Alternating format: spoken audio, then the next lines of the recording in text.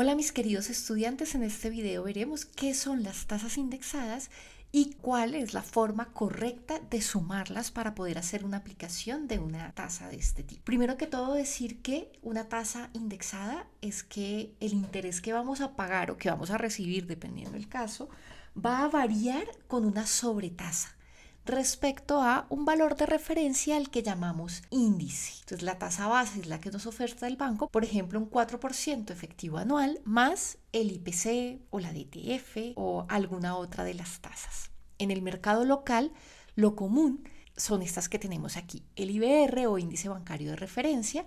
Básicamente esta tasa está encargada de reflejar la liquidez de nuestro mercado monetario con la mediana de los precios a los cuales los bancos captan u ofrecen recursos en corto plazo. La DTF, que es el promedio ponderado que se saca semanalmente de las tasas de interés de captación diarias de los CDTs a 90 días. El índice de precios al consumidor es de pronto más conocido por ustedes. Recuerden que la variación del IPC es lo que conocemos como la inflación, así que este nos ayuda a mantener la capacidad adquisitiva. El VR también es un índice muy común en Colombia, pero no lo vamos a trabajar como tasa indexada, porque no es común que se tenga una tasa más VR. Por lo regular lo que se tiene es un crédito en VRs, que lo que hacemos es el monto total dividirlo en el valor de la VR y tu deuda queda en VRs. Más adelante que veamos las tablas de amortización aprenderemos sobre este tipo de créditos y cuál es la forma correcta de trabajarlos. Por ahora utilizamos del mercado local las IBR, la DTF, el IPC. En el mercado internacional también hay unas tasas. La LIBOR, que está de salida, estará vigente hasta el 1 de enero del 2022. En este momento es muy utilizada para determinar precios de instrumentos financieros derivados. Están trabajando en crear una LIBOR que sea más fiable para las operaciones. Está también la Prime, que es el comportamiento de las tasas de interés de los 25 bancos más grandes de los Estados Unidos. Y bueno, hay otros índices adicionales, pero digamos que esos son los más comunes. Como decíamos, tomamos entonces una tasa base que nos dan ya muy bien identificada, más un índice, y eso es lo que varía nuestra tasita.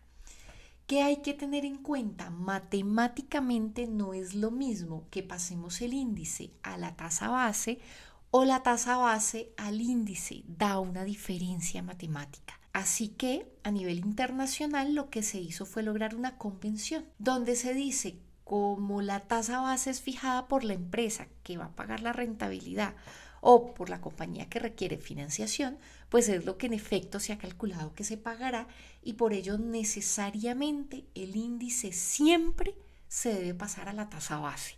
Si se hace al revés, pues dará una diferencia que no es la aplicación común, ¿no? Entonces, en este ejemplo, la DTF, que está en efectivo anual, se pasará a nominal anual de capitalización mensual. Y de ahí se sumará, y eso sería lo que aplicaríamos en el crédito o en el título valor, o la ganancia del título valor. Ahora bien, esa suma pues no se puede hacer tan fácilmente. Recuerden ustedes este gráfico que habíamos estado trabajando. Si dos tasas nominales es lo que tenemos que trabajar, recuerden que lo nominal se suma linealmente, es decir, la multiplicación es una forma de abreviar la suma, y luego se resta a través de la división. La división es una forma de abreviar la resta. O sea que toda aquella que tiene un comportamiento completamente lineal se puede sumar directamente. ¿Qué es importante? La capitalización debe ser igual. Si una es nominal anual de capitalización mensual, la otra también debe serlo. Para sumarlos de esta forma y listo. La suma de los dos es al final la nominal que necesitamos. Por el lado de las efectivas, el comportamiento es completamente exponencial. Y recuerden que una exponencial es una forma de abreviar una serie de multiplicaciones.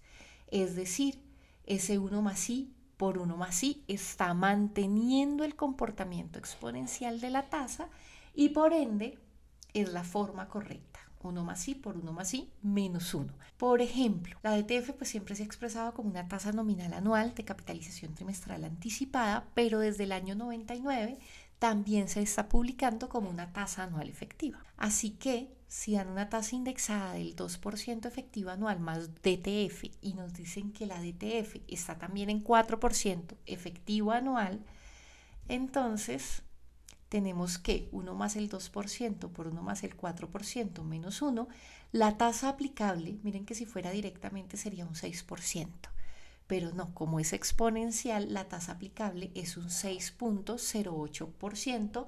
Por supuesto, eso sería efectivo anual. Ahora bien, si la tasa fuera un 2%, ya no efectivo anual, sino nominal anual de capitalización semestral más esa misma DTF que está en efectivo anual, pues vamos a tener que transformar la DTF. Entonces ese 4% efectivo anual lo vamos a pasar a semestral primero, ¿no? Entonces 1 más el 4% elevado a la necesitamos de 180 días, partimos de una de 360.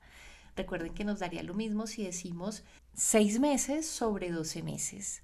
La necesitamos de 6 meses, partimos de una de 12 meses menos 1 y eso nos da un 1.98% semestral. Como la necesitamos nominal anual de capitalización semestral, el año tiene 2 semestres y ahí nos queda que la DTF es equivalente a un 3.9608% nominal anual de capitalización semestral. Y ahí ya podemos sumarlas directamente. Al final la tasa que aplicaríamos es un 5.9608% nominal anual de capitalización semestral.